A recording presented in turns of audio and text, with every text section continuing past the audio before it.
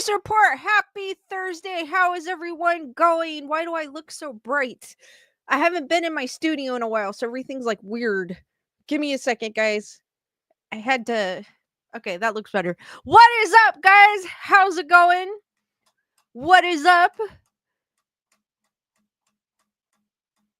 Carol, Wendy, Lisa Boo, Matthew, Julissa, Bernadette, Tammy,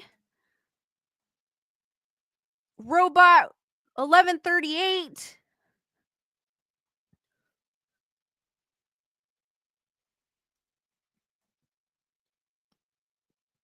Hold on, guys. I'm going down the list. Matthew. I know I already said Matthew. Heather, whatever. What is up? Kyle, how's it going? Nerd Report in the house. Lisa Boo, thank you for gifting 1 membership.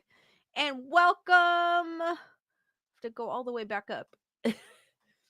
Welcome, Mad Scientist, to the Wolfpack. Hearts for Lisa Boo and the new Wolfpack member.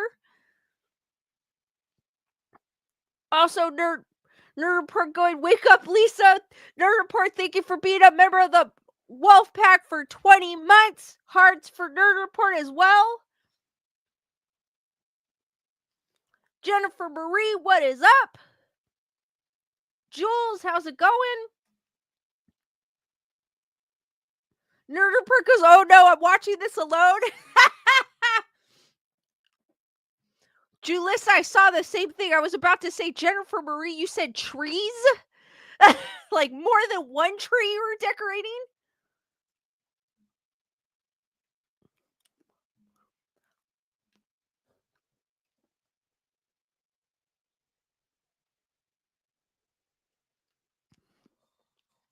All right, guys, as always, Skeleduck is somewhere in this background.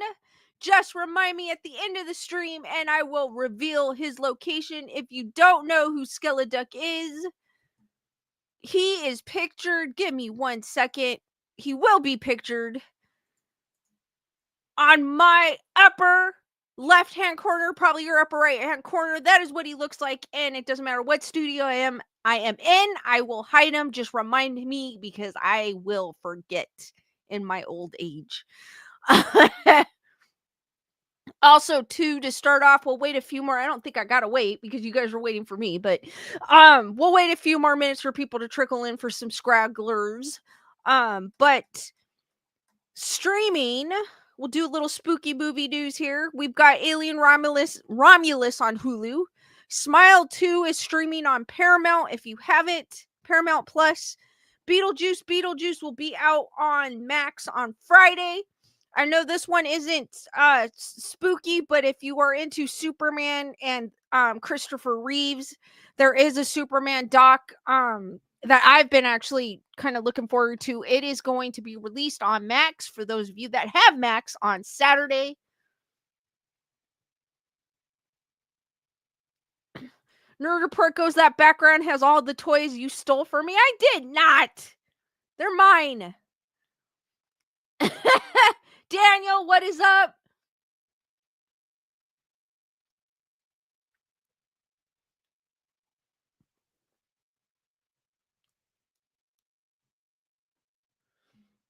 Also, too, Rochelle, how's it going? Also, too, I want to give a shout out to Heather Whatever for your PayPal. Thank you, Heather Whatever. And she says hi. So hearts for Heather Whatever, guys.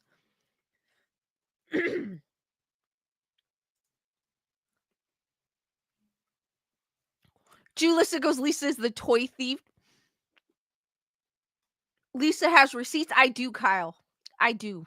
Bernadette, thank you for that super chat for my favorite spooky nerdette. Hearts for not that pinchy duck. Hearts for Bernadette. Thank you, Bernadette, for the support.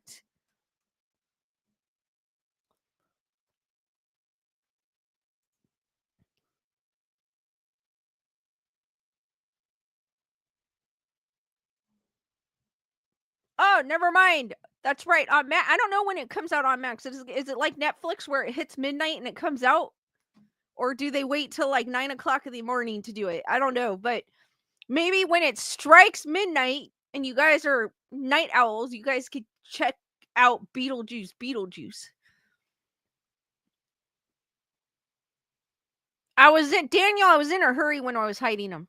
Because I was trying to get the stream started.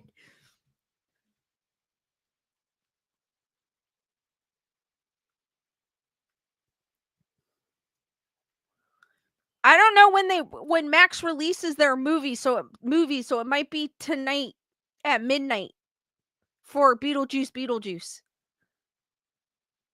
I've never paid attention to when they release their movies.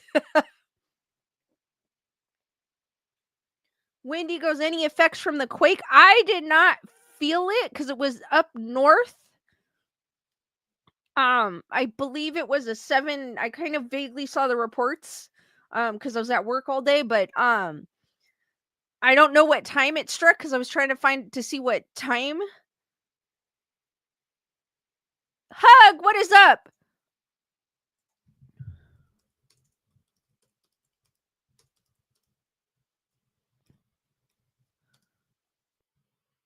Let me see what time it happened at. Oh, 10:44 a.m. I didn't feel it. I didn't feel it at all down here in SoCal. But like I said, it was up north. Daniel goes, we felt it here a little over 100 miles away. Julissa goes, it was so north, it was almost in Jennifer's backyard. I think it was in Shelly's area. Because I saw her talk about it. I'm glad she's safe. She had said something about the tsunami warning was lifted.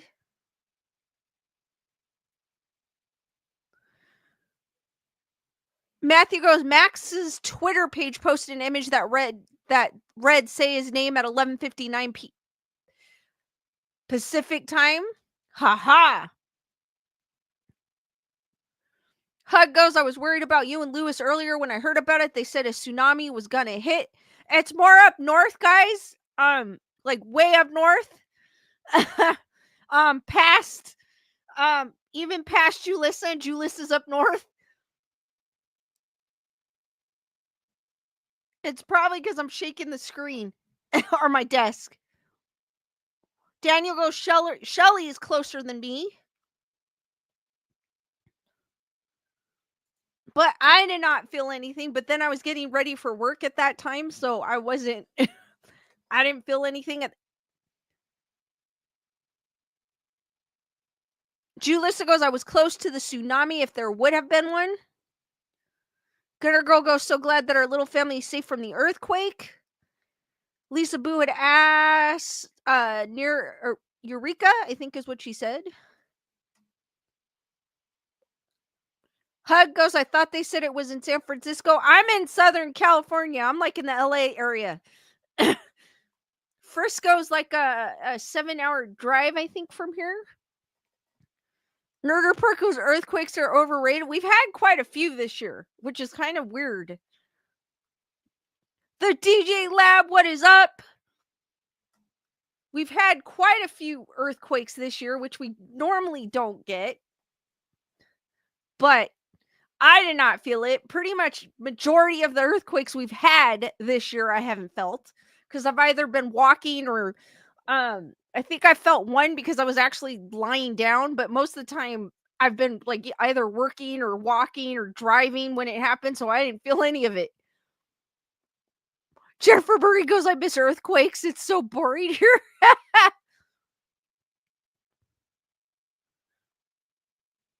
Heather, whatever goes, I'm far away where California and Nevada meet sharp corner. On a good day, it took me 4 hours to visit when one of my sons was in college. Matthew goes, gotta pick your poisons, earthquakes in California or hurricanes and sinkholes in Florida. I don't think I would like hurricanes. Though we kind of had one here in SoCal last summer. Not this past summer, but the one before that. And people were panicking, but honestly, I wasn't because I knew the news was making a big hype of it. I mean, we did get a lot of rain from it.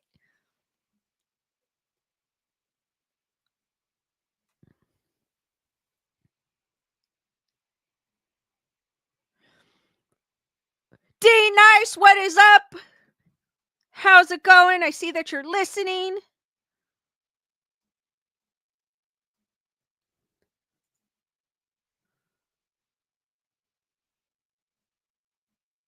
Glad you were listening, D Nice.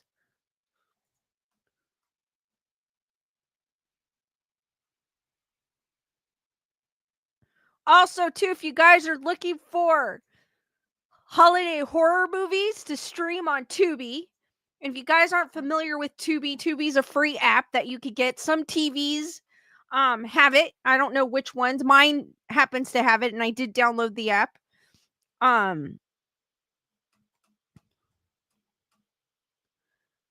But if you're looking for some spooky Christmas, because I do keep it spooky all year round. Rooster, how's it going? Because who doesn't like Halloween? I prefer Halloween over Christmas. But these are the 5 best holiday horror films streaming on Tubi. And again, it's a free app.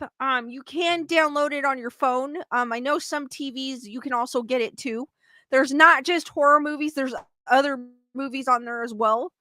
And they have some like really old ones on there too. And if you want some strange and crazy B movie ones, they have it too. Like it or not, holiday season is upon us. Between the cooking, family visits, and finding the funds for Christmas gifts, you may be tempted to find an escape in some bloody horror. Have no fear, dear Ready. We have cultivated a list of some of the best holiday horror films you can stream for free on Tubi. Settle in, things are about to get goofy, and of course, Tubi, you are going to get commercials, but it's not that bad. Thanksgiving, which I think I mentioned. I don't think I'll be watching this one. This one seems like it's too crazy. Thanksgiving is one of those films that feels like a fever dream. How the creators of this project got the idea of a killer talking turkey is beyond me. But I am so happy that they did. The film is gross, bloody, and so much fun. Now it should be stated that Thanksgiving is not a film for everyone. Unfortunately, the film can be quite offensive to basically every group. However, if this isn't something that bothers you, Thanksgiving is a bloody good way to spend those dark holiday nights. I don't think I'm going to see this. I really don't think I'm going to watch that. That's like, that is one of those cheesy. I mean, don't get me wrong. I've seen some cheesy horror movies that I've liked, but I feel like there's been some movies lately that I've been wanting to see and they've been disappointing. So I don't want to add to my disappointment. Logical Spark, how's it going? Matthew goes, some say Mary Gothmas. Better watch out. Have you ever wondered what a more realistic version of Home Alone would look like? If so, The Better Watch Out is the perfect holiday film for you. I don't think I've actually seen this one. I've heard of it, but I have not seen it yet. The movie follows a very simple plot. A babysitter and her ward are attacked by criminals in the night. However, Better Watch Out gives the premise a unique and bloody turn. What comes to pass is a bloody ride that answers questions such as, wouldn't a paint can moving at the speed just rip your head off? If you're looking for a film with unique twists this holiday season, go see Better Watch Out. Then there's Christmas Evil. You can't do a holiday list and leave out the classics. Christmas Evil takes a darker look at the song I Saw Mommy Kissing Santa Claus. The film follows a mentally unwell man who keeps a naughty and nice list for the neighborhood children. As you could guess, things take a dark turn during the holiday season. While it might not be the scariest film on the list, Christmas Evil is one of the films that led to the creation of the holiday horror genre. The classic film should be on the must-watch list for all those horror historians out there. And that's another one I've never seen too. I don't think I've heard of that one. Rare Exports, A Christmas Tale. Foreign film fans out there already know that Rare Exports is one of the best holiday horror films ever made. The film takes the Santa Claus mythos and turns them on their head in a diabolically delicious way. Rare exports follow a young boy and his father who make the wild discovery that Santa is real. However, this version of the red god is a bit more bloodthirsty than those in the storybooks. If you're looking for a new film to watch year after year, check out Rare Exports, and I've never heard of that one. The Killing Tree. Okay, we have covered some really good films in this list. However, I think it is important to watch the one bonkers holiday films each year. If you feel the same way, The Killing Tree is the film for you. After a botched resurrection spell, a serial killer is brought back to life in the form of a Christmas tree. Okay. He must now finish what he started in the form of a fully decorated tree. Is the film good? No. However, something you just want to sit back, pound some eggnog, and take your mind off of the horrors of the real world for a while. So, I don't know if you guys would want to watch a movie about a killing Christmas tree.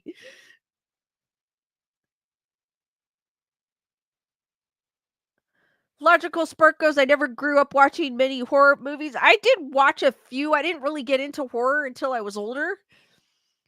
Jennifer Murray goes, that sounds terrible. I mean, even this article is saying that it's trash. But they're saying if you just want something, I'm guessing if you want something in the background to kind of just relax, there you go, watch The Killing Tree. Bernadette goes, I mean, I watched The Killer Rubber Tire, so why not? Listen to the Eye on Horror podcast. Oh, wait a minute. That's the end. I guess there's an Eye on Horror podcast if you guys want to get some more horror things to go listen to. But yeah, I don't know if I'm going to see that one about the Killing Tree. I don't know about that one. He gets resurrected as a Christmas tree. Who wrote that? Like, seriously.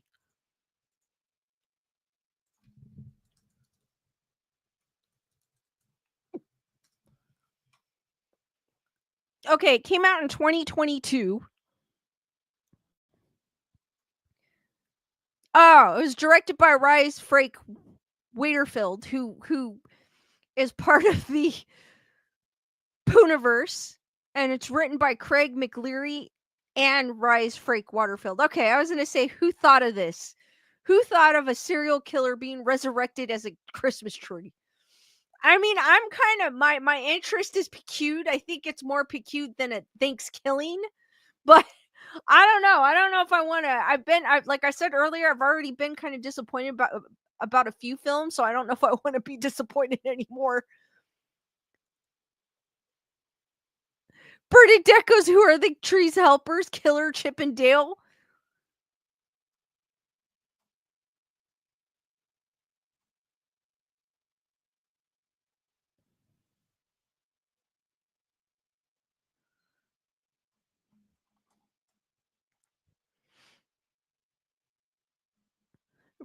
Lisa Boo goes, throwing pine cones. That's probably what the weapon of choice is for him. I'm going to throw pine cones on you. Watch out.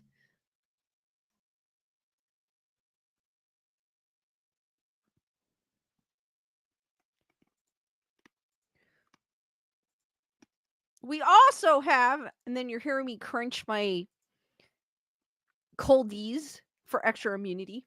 So, sorry about that, guys. I don't think you wanted to hear that. We now have a first look at the highly anticipated, at least for me, for Wednesday season 2. I've been waiting for, it seems like forever for this to come out. I enjoyed the first season. Looking forward to the second season. Hey, would you look at the day of the week, how perfect it is? Which this came out 2 days ago.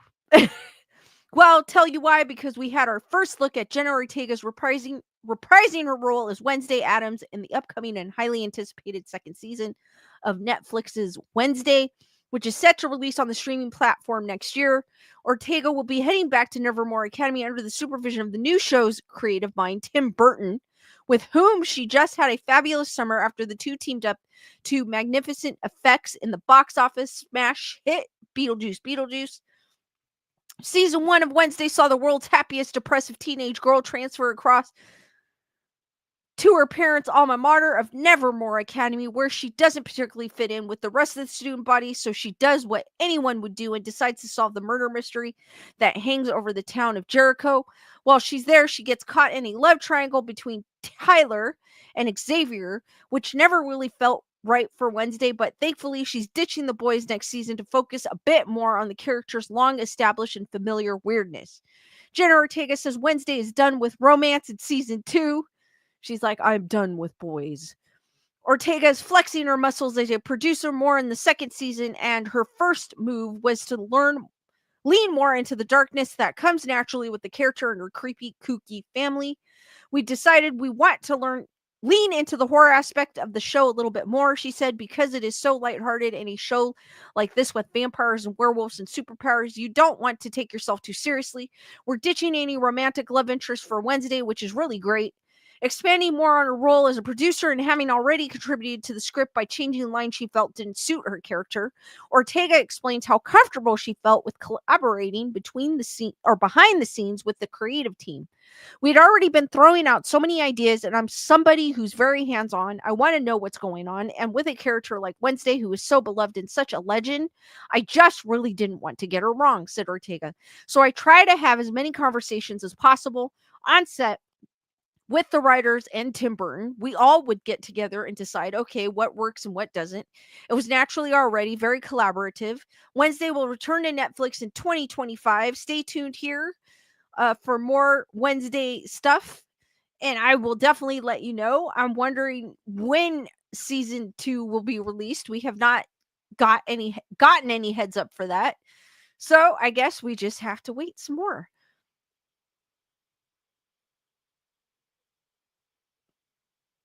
Julissa goes, I heard Lady Gaga is in season 2. Yes, I did too, and I'm looking forward to that as well.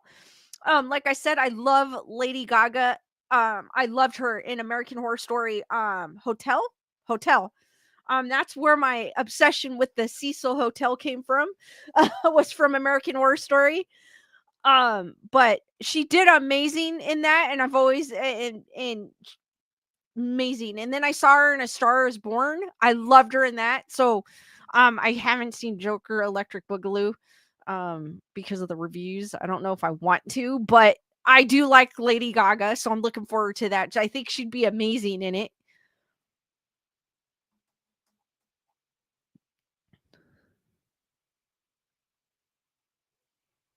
Jennifer Marie still is waiting for the last season of Stranger Things. I think the reason why everything's taking so long is because of the strike that we had. So everything was pushed back. In fact, you even have, what is it? I can't think of it. Cobra Kai was divided in 3 sessions or sections. Part 1, part 2, part 3. So I mean, I guess they could have done it like that, but maybe they chose not to do it. But a lot of things have been pushed back because of that, which kind of sucks, but I guess it is what it is.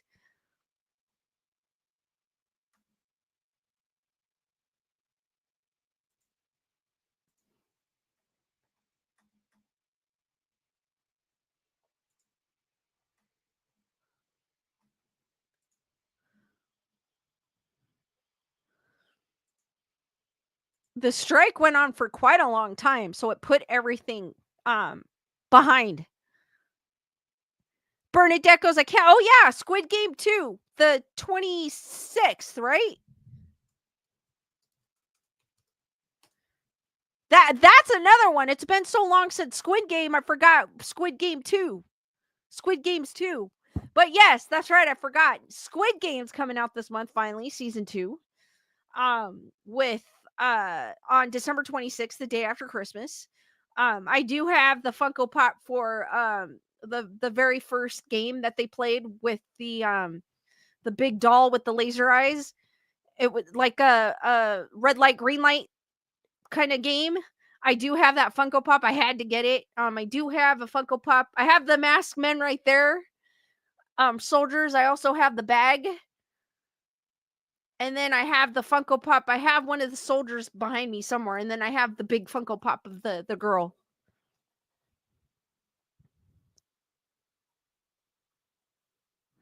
Bernadette goes, I still say the old man is still alive. He probably is, or he has someone working for him.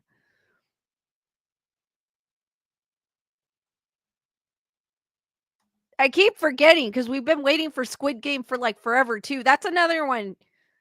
Jen, what's up? I didn't get through Squid Games.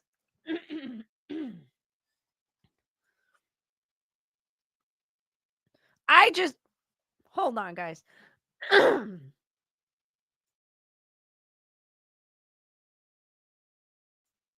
It's weird because I saw a preview with the first Squid Game. I saw the trailer and I just started watching it and I became hooked.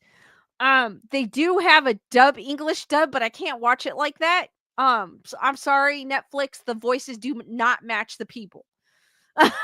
They do not. I was laughing. Um, I have to watch it, but then see, I'm half Korean too, so I do like to listen to the language. I have to watch it as the actors are actually speaking their language. The dubbing is just hilarious. I think because I was showing it to Lewis, and for some odd reason, his Netflix was stuck on English dub, and I was just laughing. I was like, "You got to take it off of this. This is hilarious. That voice doesn't match him." I don't know where they get the actors, but the voices do not match the actors at all. Like how do you think you would think that I would believe that that voice came out of him?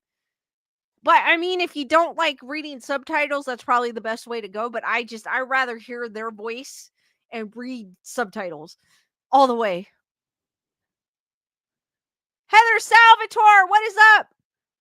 Jennifer Murray goes, I'm currently watching a Spanish show on Netflix called Cable Girls, and the dubbing is laughable, but the plot is also so good, so it's forgivable. That's why I do not do dubbing. Like, I rather, and I took Spanish in high school, so I'll catch, my Spanish isn't that great though, because when people are talking, I catch words. So I kind of get what they're saying, but I kind of don't.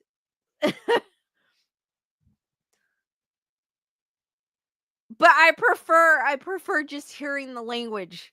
Like Japanese, Korean, Italian, Spanish, Dutch. I think it was Swedish.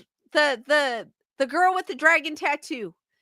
That was the only I could not get through that. The original one, the foreign language one, not the one that the English one. Um, but the foreign language one. I think what is it? Swedish or Dutch? I could not get through that language. And then I love German, so when they're speaking German, go for it. I don't know, since I was in high school, I've always had like I've liked the German language. And I always thought I should have taken German in high school, but I never did.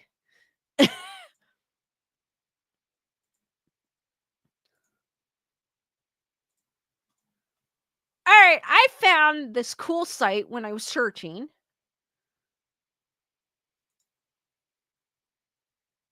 Daniel goes, I like dub and bass. Lisa Bugo, some of the dub martial arts movies are hilarious, especially the ones from the 60s. They go, I am going to fight you. Wait, stop. Yeah, that was the funny thing.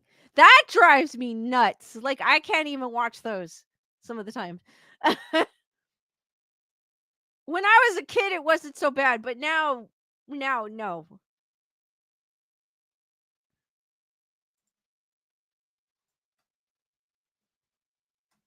So I found this cool site that it has a whole bunch of horror stories, and I think it's people that actually write these stories. So I'm going to share these with you. I thought this was kind of a cool site. It's called Horror. It's at vocal.media/horror. Um, I guess you could submit your stories here as well. Um, so I thought I would share some ghost stories, some horror stories. Um, so this one's called The Haunted Laptop. Maybe your refurbished laptop wasn't the best idea. Written by Jasmine Aguilar.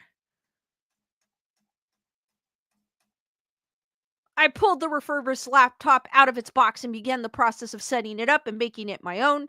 It wasn't everything I was looking for, and it wasn't the latest up to date, but I knew it would offer me everything I needed to write my stories and search the internet without issue. My previous laptop had died on me, so I was thrilled to finally have another one. I grinned as I hit I grinned as I hit the power button and the screen flashed on. After setting up my account to my new laptop, I would let it charge and finish installation. I tapped my fingers against the table as I watched the status bar inch closer and closer to completion. Now would be a good now would be as good as a time as any to grab a drink and maybe a snack. When I returned back with drink and snack in hand, I caught sight of the laptop's cord. It laid unplugged under the table. I frowned in confusion. I know for a fact that I plugged it in to charge. Had I plugged it already and just forgotten? I stared at the cord that laid on the floor, shaking my head in confusion. Very unlikely. I shrugged it off and plugged it back in.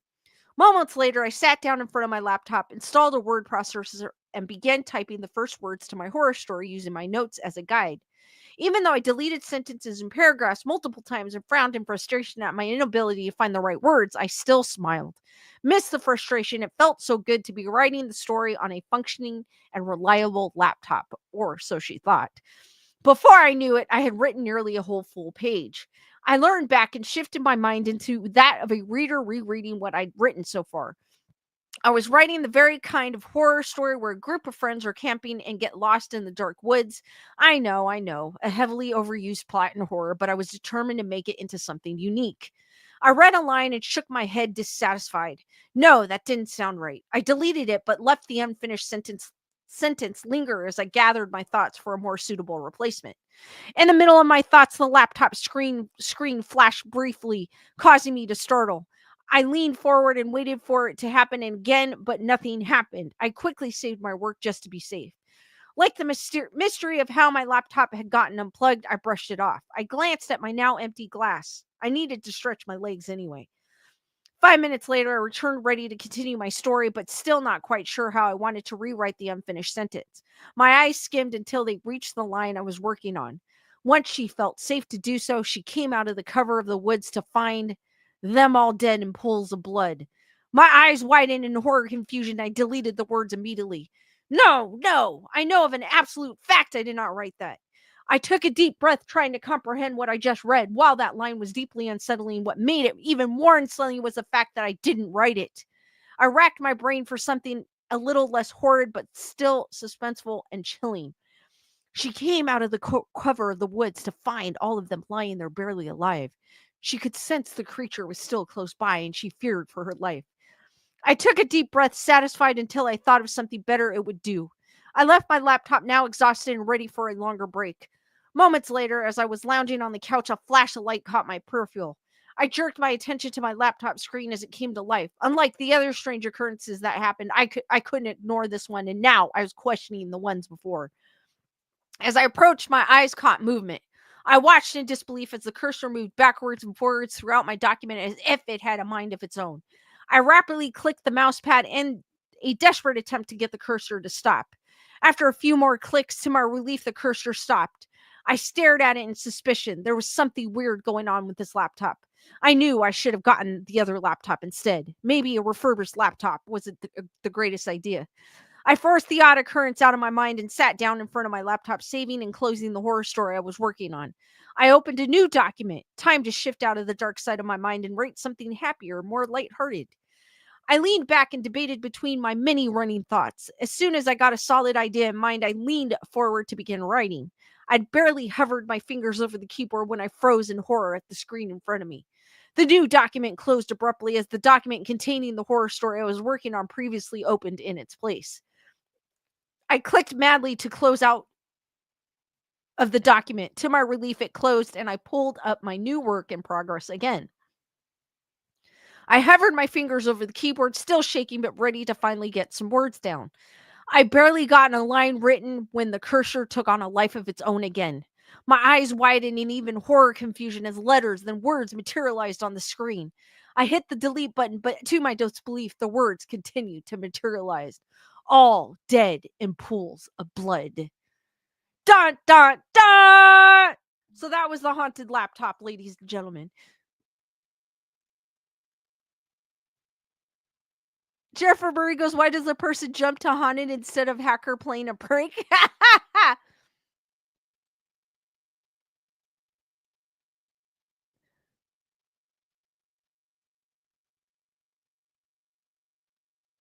Daniel goes, my girlfriend tripped over a cord, unplugged it when did the kitchen and came back with the same situation. She forgot she tripped in and unplugged the laptop. I've done that before.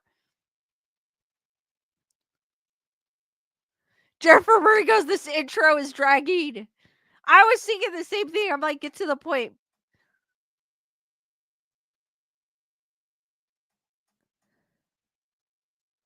Logical Spock goes, will you do any more streams with the second person? Maybe Logical Spock. Or Spark. I'm sorry. I always want to say Spock. Heather, whatever goes, a story about a story within a story.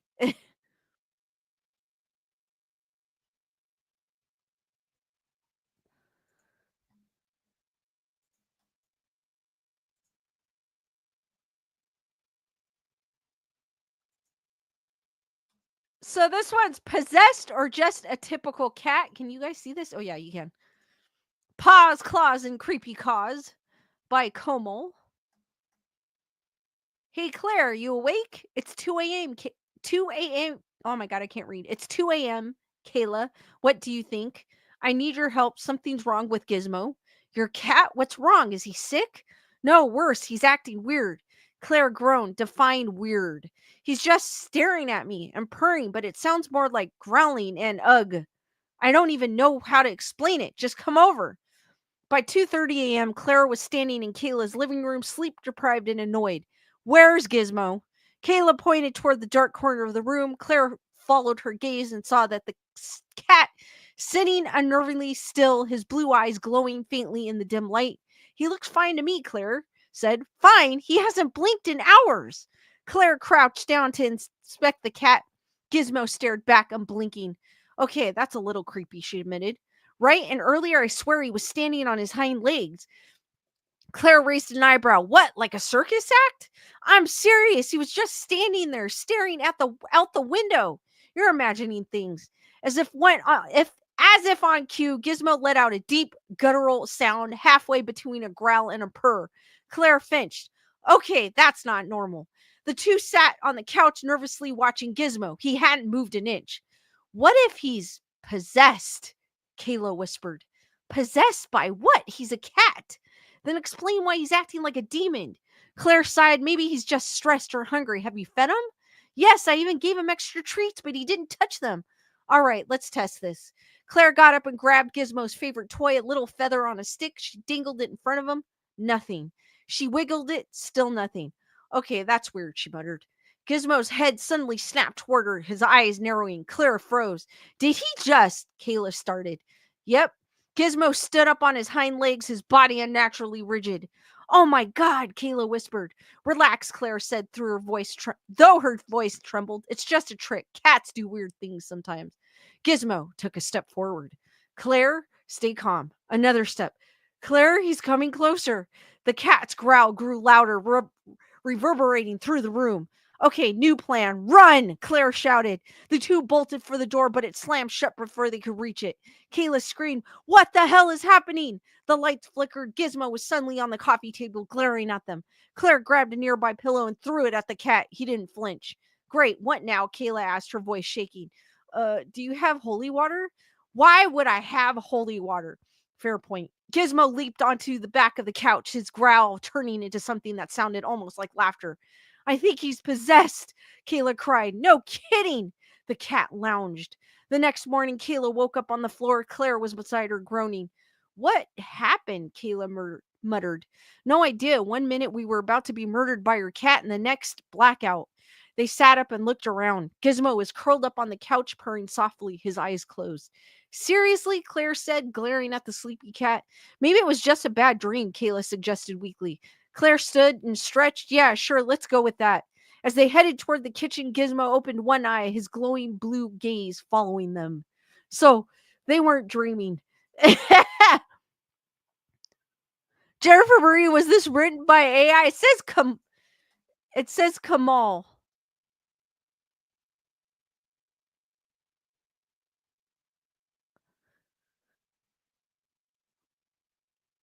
Kamal writes poems and stories.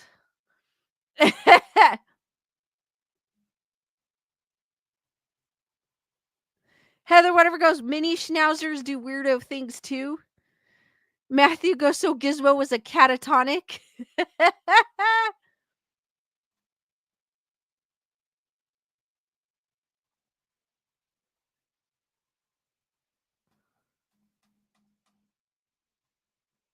Wendy's like, nope, nope, nope, nope, nope. I kind of like that one though. I like that one better than the laptop. That one kind of kept me engaged. The laptop one was like, okay, you got a laptop, you're writing a story. Not to say that I couldn't write anything better. So the origin of the smiling rock, written by Pavlovian dogs, or wait a minute, it says Pavlovian dogs, written by C. Romeil Butler.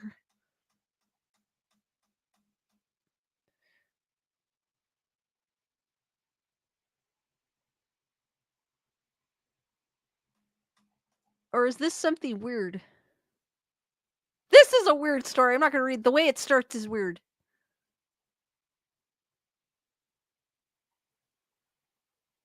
I'll do this one. Escaping the curse, Lauren Lan.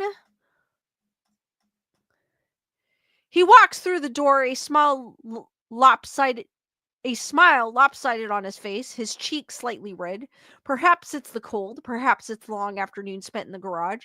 He had been loud before, quite loud. His green eyes flash bright like his teeth. His curls are messy, streaked with grease and kissing his forehead. And internally, I flinched. Familiar chords plucked in my chest in a painful pinch, but not him, never. He's not afflicted with the same curse as my parents, as many are. I was careful in my choosing.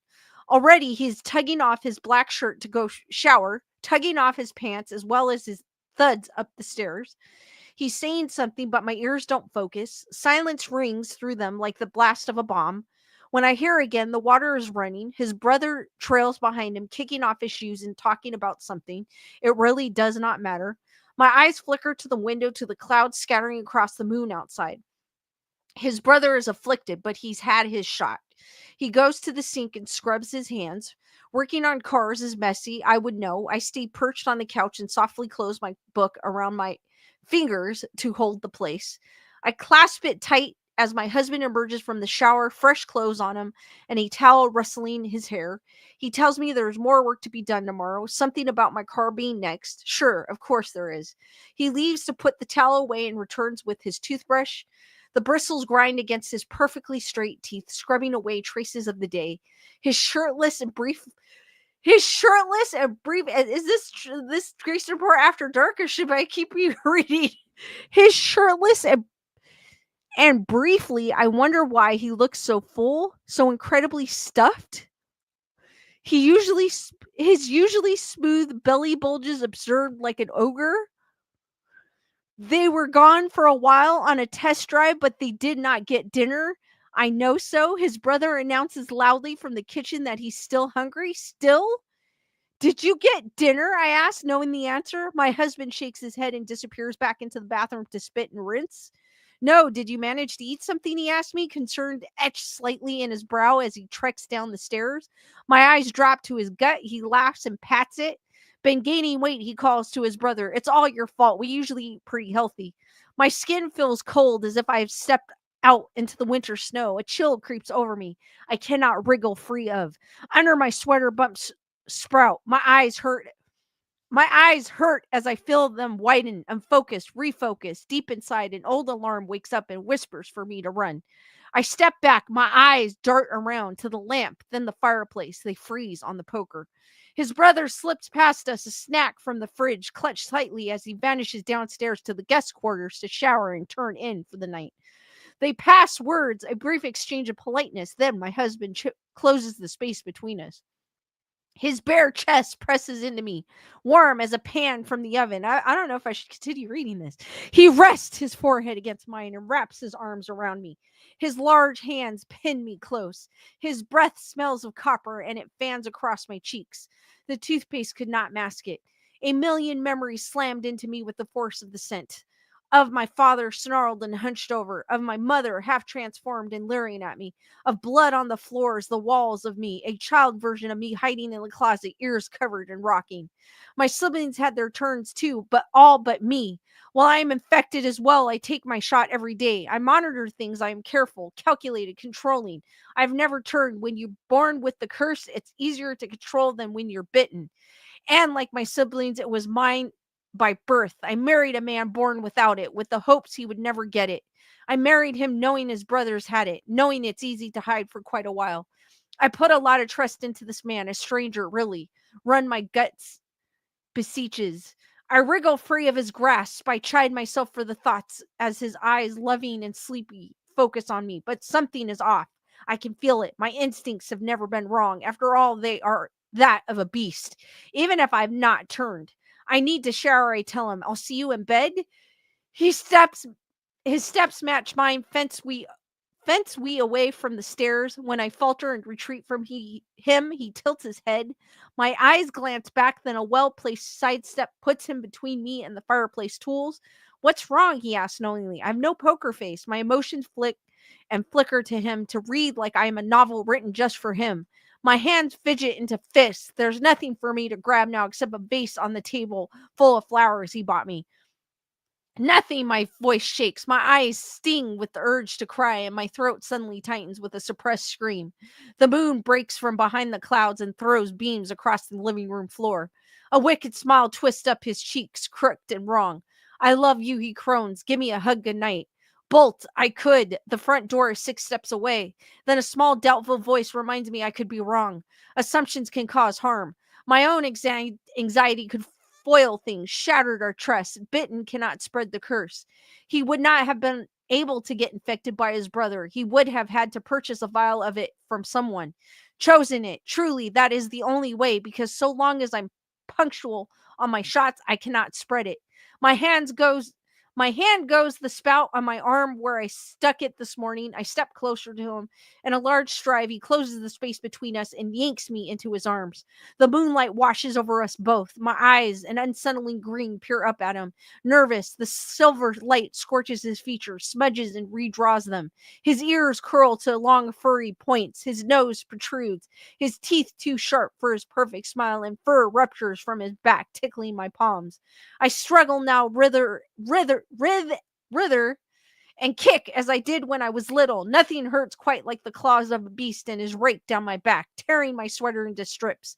My flails get me free enough to yank the vase from the table. I smash it across his back and he chuckles.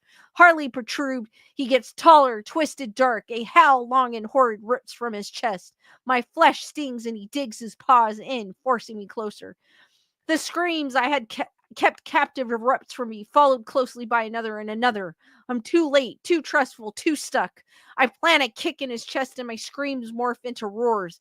Anger, hate. While the chase is new to him, I spent my childhood running from monsters. I know the rhythm. I kick again and barely manage to twist my ankle free when his hairy hands grasp it. Blood trails down my foot. I scramble over the couch, dashing to the kitchen.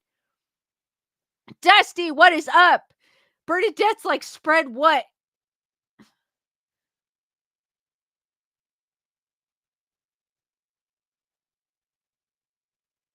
Daniel goes, I haven't had a cigarette after one of Lisa's stories in a long time. Kyle goes, is this one of those smut stories women buy at the the airport? That's what I was thinking, but it went into a werewolf. As he reaches me laughing, I rip open a cabinet and start hurling the dishes at him. An assault of cups break into colorful glass shards on the floor. Orange, green, red, the splinters sparkle. I peg one right into the side of his skull. Blood trickles down his brow and he growls. The snarl shows ugly gums and nasty teeth. He lurches closer and I yank out and slam an entire drawer into his stomach. He gags and doubles forwards. The force is enough to make him vomit up a little, red and flesh. I know the sight too well. I dash around the corner to the dining room and back door. My fingers brush the lock as his hands curl around my wrist. His human hands. The clouds must have masked the moon.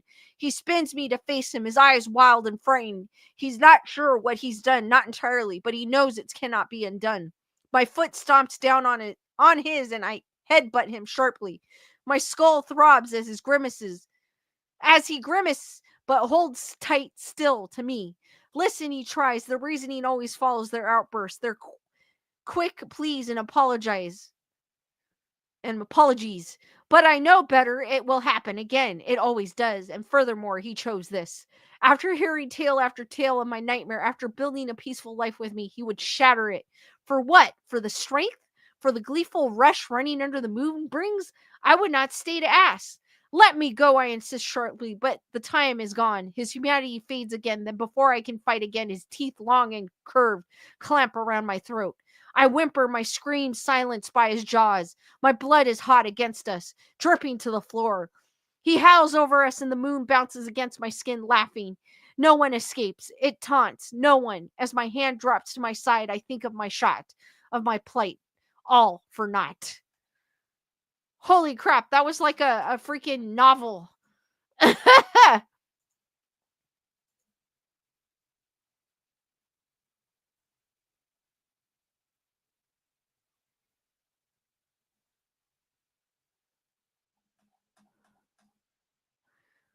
That was a freaking novel. Those stories are cool, but they're like Stephen King novels. They're cool though. I mean, they're people writing them and sharing their thoughts. Lisa Boo was a good one. It's a cool story. It was written well. Bernadette goes, thank you for my wet, weird dreams tonight. Because for a second there, she's like, I'm seeing his naked body in the moonlight. I was like, what the hell am I reading? I thought I was going down the Grayson Report After Dark for a second there.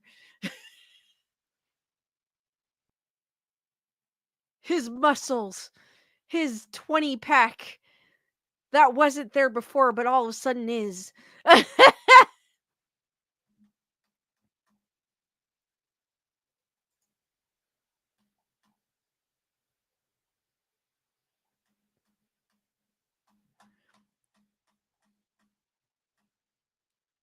I also found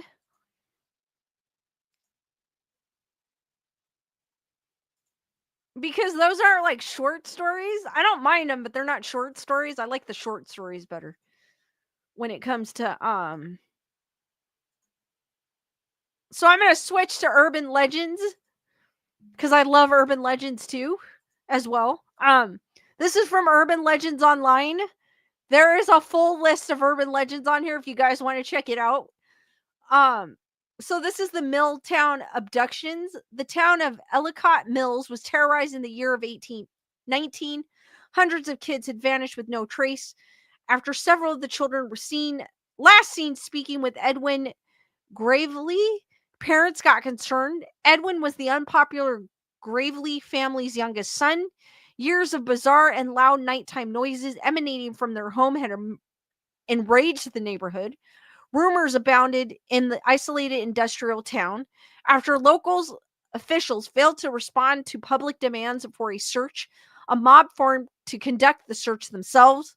Locals invaded the Gravely mill, armed and enraged, only to discover it had been completely vacated. The family was nowhere to be found. After search groups were unable to locate the culprits, others speculated that the Graveleys had fled west. Others speculated that they had simply gone into hiding in the Patapsco Valley deep woodlands. The village eventually returned to normal, and the memories of the missing youngsters faded away until 1869, when 7 children vanished in the span of a week. Locals speculated that a troubled soldier from the Civil War was to blame. Some of the town's older residents, on the other hand, had a different theory. The Graveleys were back. The disappearance of that week turned out to be isolated over time, and the Gravely family faded farther into oblivion. The Gravely family had been forgotten when children went missing in late October of 1919 and again in 1969, and the village accepted the unresolved disappearances as incidents of group runaways or bad luck. Sign of the Gravely family have begun to appear in the woods 200 years after the first abductions. Hikers have observed the Gravely family emblem near trails and mill ruins in Patasco State Park, and a collection of graves with the mark were discovered in a thicket off of Church Road. Authorities have dismissed the incident as pranks. The most superstitious among us, on the other hand, believe we may be witnessing the reappearance of the family responsible for the disappearances that have afflicted the area for every 50 years. Dun dun dun!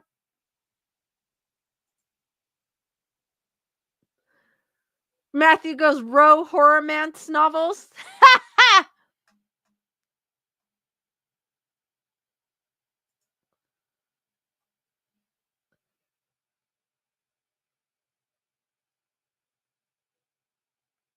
Logical Spark goes, that be a neat kind of book to write, horror romance novels. Actually, it would. I would read those. Those would be cool to read, actually.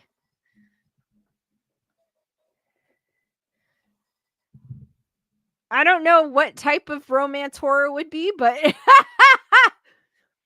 I think it would be Grayson Report After Dark for me to read those.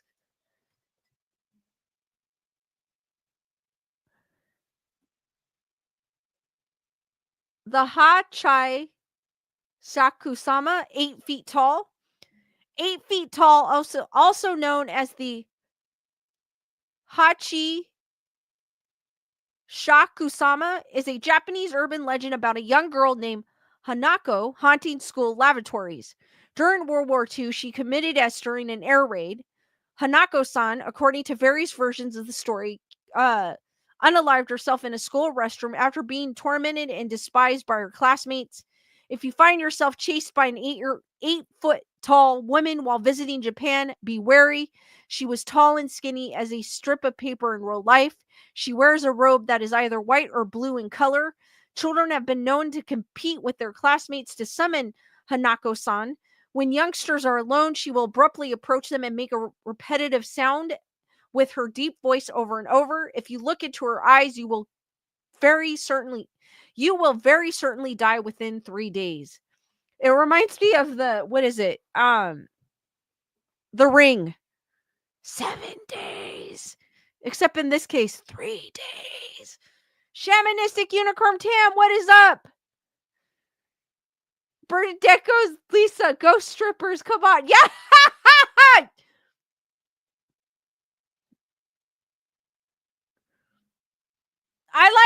I like Japanese urban legends. I don't know. There's something about them I always find terrifying.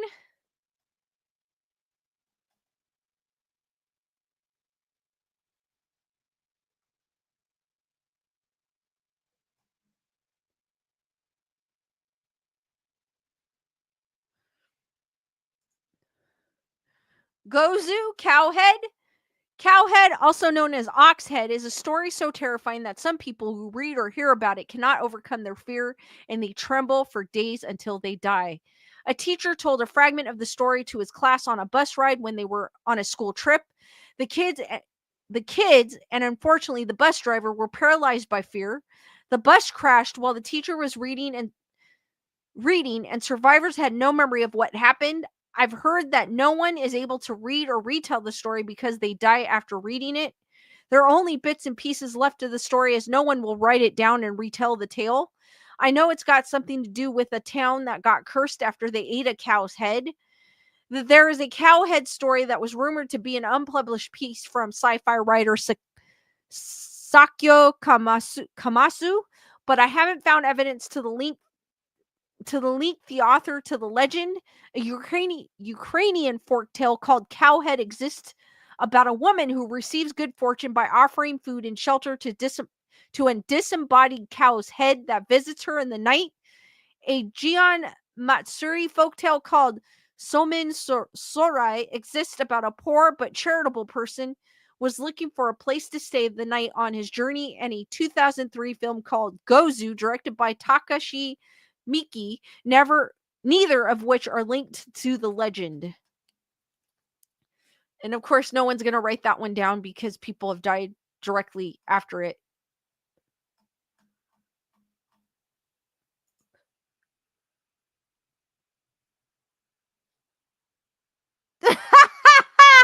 Matthew goes, 7 days. Your toilet paper will be restocked. I love that one, Matthew. That's awesome.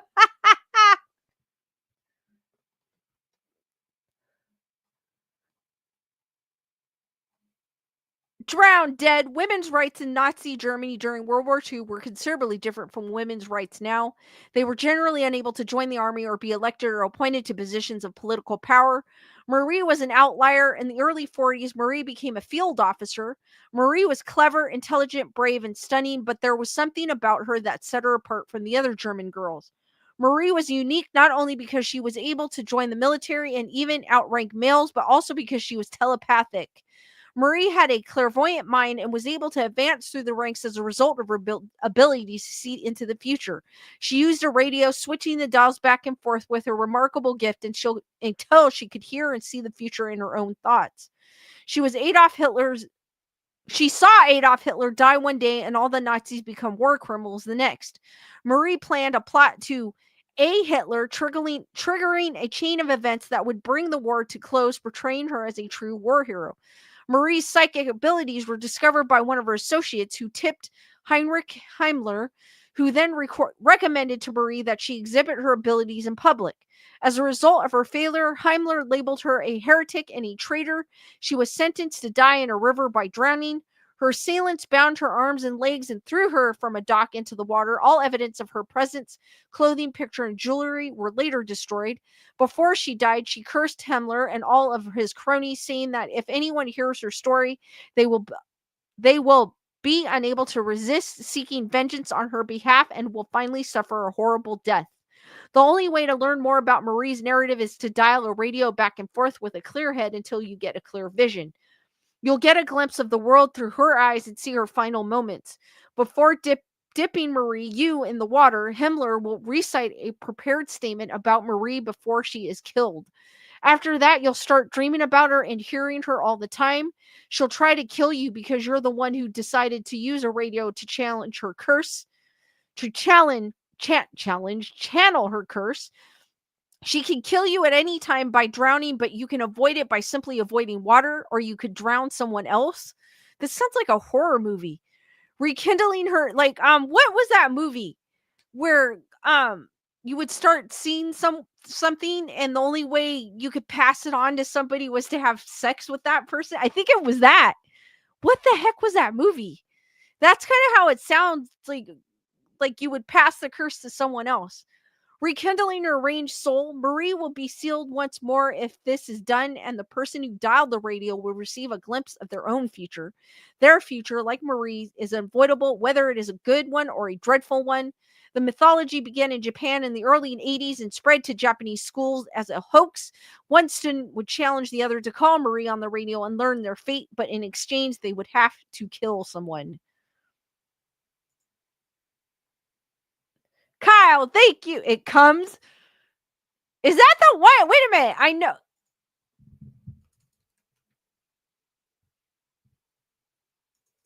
It's not. It comes.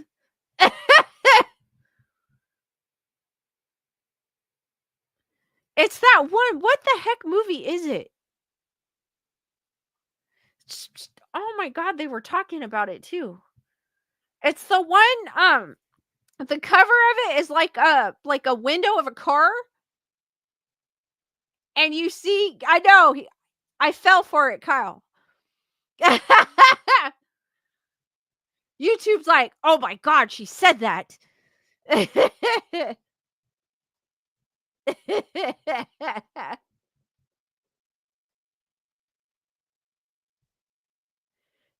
you, Kyle.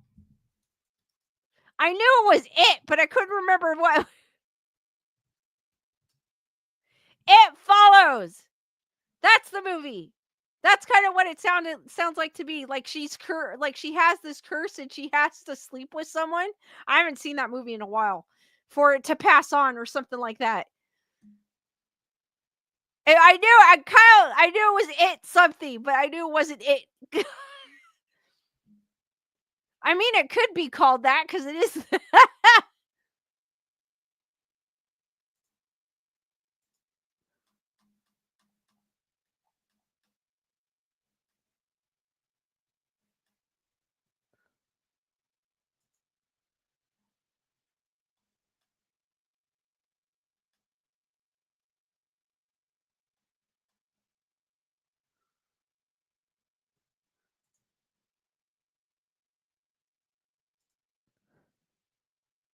Bernadette goes, it's called horniness.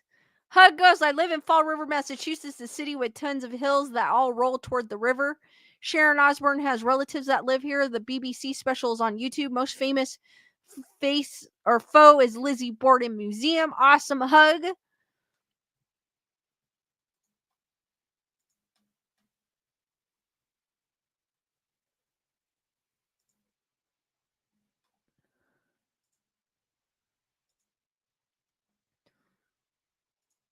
The ghost of Mud Lake. 100 years ago, an old German decided to take a shortcut to his house in the dead of a cold Wisconsin winter. The shortcut was over the frozen surface of Mud Lake near Cascade, Wisconsin. The old German knew Mud Lake had many springs and might not be safe, but it was very cold. He had traveled far and he feared he wouldn't make the long way around. To spread the weight, the old German got off his cart and led the horse by its reins across the frozen surface. He calmed the horse and stepped slowly and carefully as his breath created clouds that rose into the cloud night. He heard his horse's hooves clop across the ice, and he winced as the noise echoed through the air around them. Another sound suddenly occurred beneath their feet as the thick ice flexed, cracked, and gave away. The ice broke beneath the cart, and the cart began sinking into the freezing water.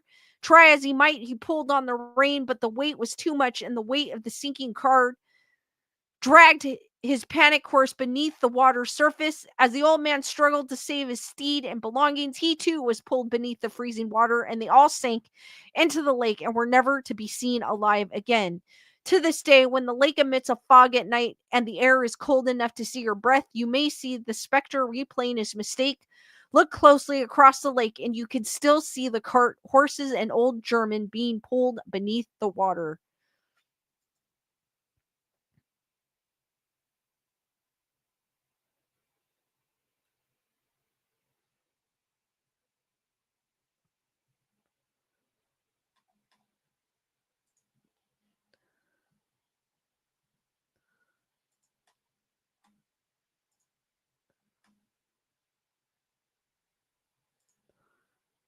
Shadow Man. Nobody knows for sure who or what the Shadow Man is, but it may be the ghost of a man who was convicted of stalking and kidnapping children. He was caught at a home he had broken into a few days before and was being dragged off to the gallows after his trial. When he overpowered the guards and ran into the woods, a huge search was organized and the entire forest was thoroughly searched, but he was never found. A few years later, children started going missing again, and some people thought that it must be him. Their suspicions were put to rest, however, after one of the missing children came back. The 5-year-old boy was questioned, and during a police interview, he revealed that he was captured by a shadow man with big red eyes and a funny hat. Since then, there have been many more reports of the shadow man. The shadow is described as being a shadow of a tall man with a bowler derby hat and glowing red eyes. He can assume almost any form he chooses and slips through any door. He will plague children with nightmares about a strange man in a bowler's hat, grabbing them and taking them away to an old hut. After a few days, he will creep into the child's room and stare down at them with his glowing red eyes until they wake up. The child will then be petrified with fear, and that is when the shadow man will whisk them off, and the child will never be seen again. The scariest part is that he could be anywhere at any time, and you can never be sure if he is there watching you.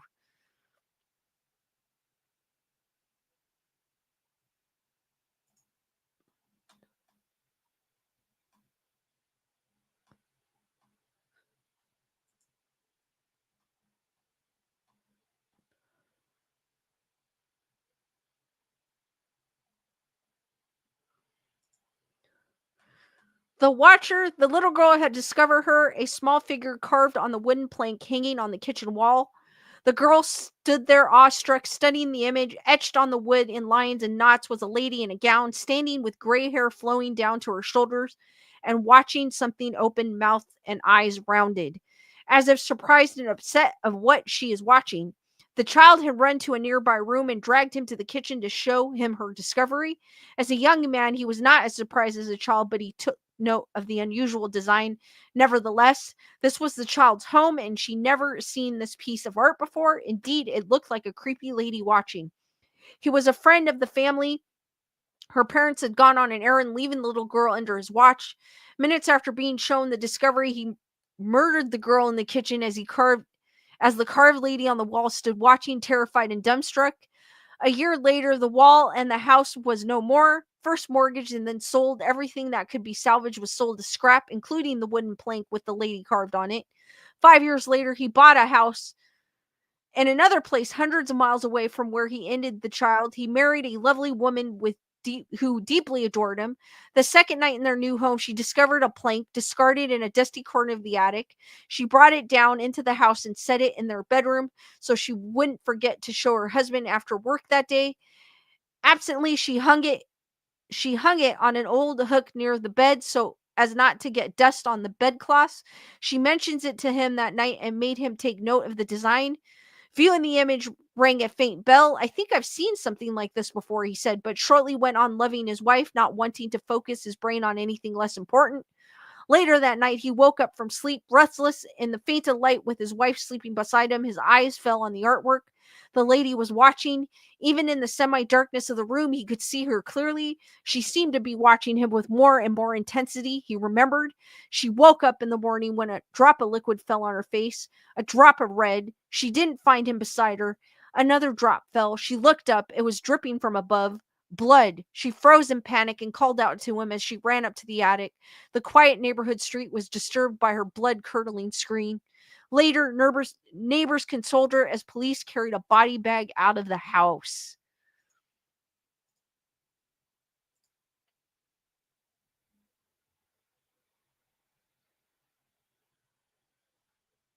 All right, guys, I'm going to open it up for questions.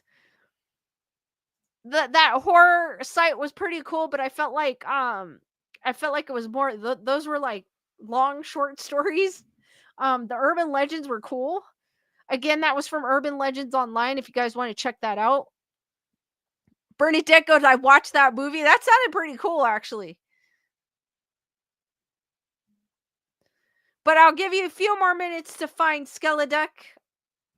I kind of put him, I just kind of put him, I didn't have time to like really get creative this time around. So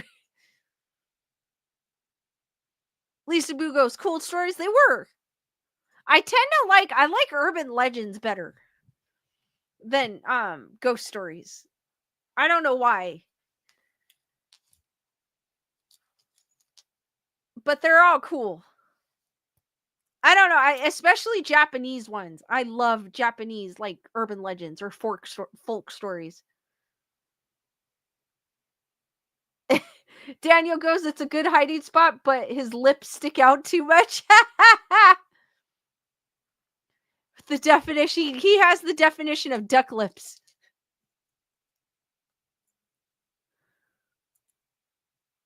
But I'll give you guys a few minutes. If you guys have any questions, feel free to ask.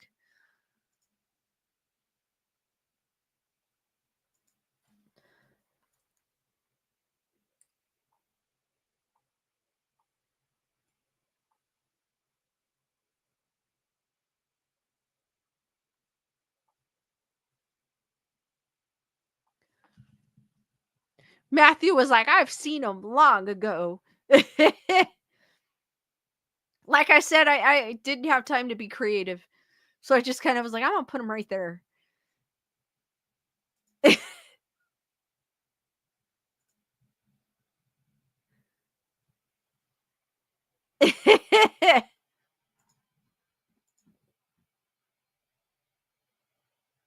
Dusty, like, okay, I think I see the duck. I'll give you a few more minutes or like a minute.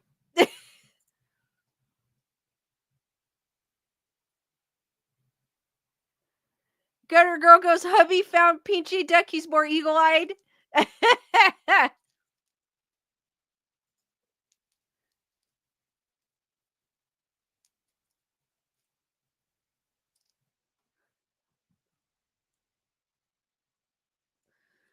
Bernadette goes, I'm thinking of the ghost strippers now coming out in sheets, then take them off, and you're like, where did they go?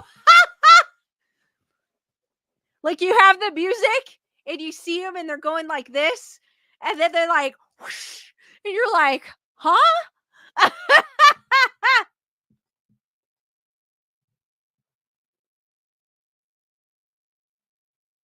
then they come back again. You're like, oh, there they are. Okay. And they're like, they're dancing again, doing their thing, and they go, whoosh, and you're like, and then you got people going like, they're, and you're like looking over, like, what are they seeing? And you're still,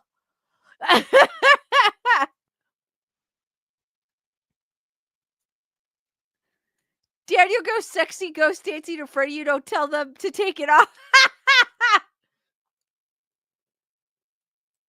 Yeah, the guy with the dollar bills, he's like, and he's going like this, and you're looking at him like,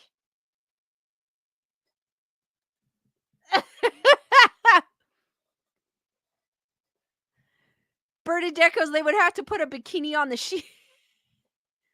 It'd be like one of those beach towels with the bikini on it, but with sheets and, and lips and fake eyelashes. Dusty goes, enjoying something different than the news. Love your show. Oh, thank you, Dusty. I appreciate that.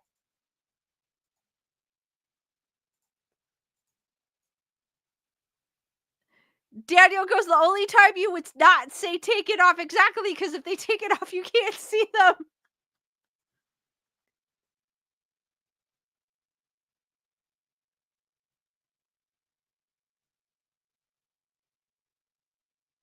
Matthew goes, 2 ghost sheets to the wind. Daniel goes, that would be better than marrying a pillow set.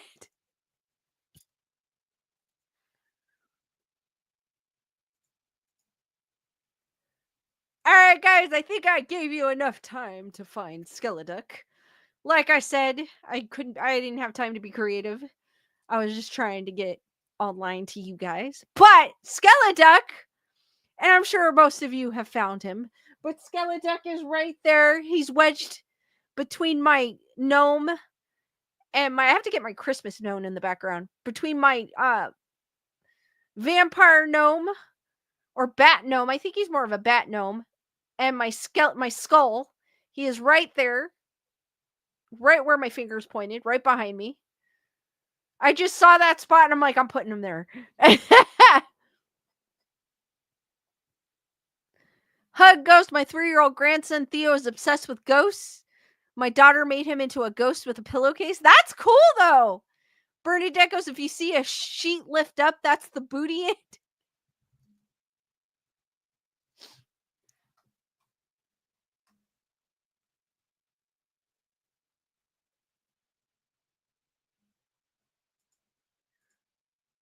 Big lips skeleton. All right, guys. Do you guys have any last minute questions before I end this stream?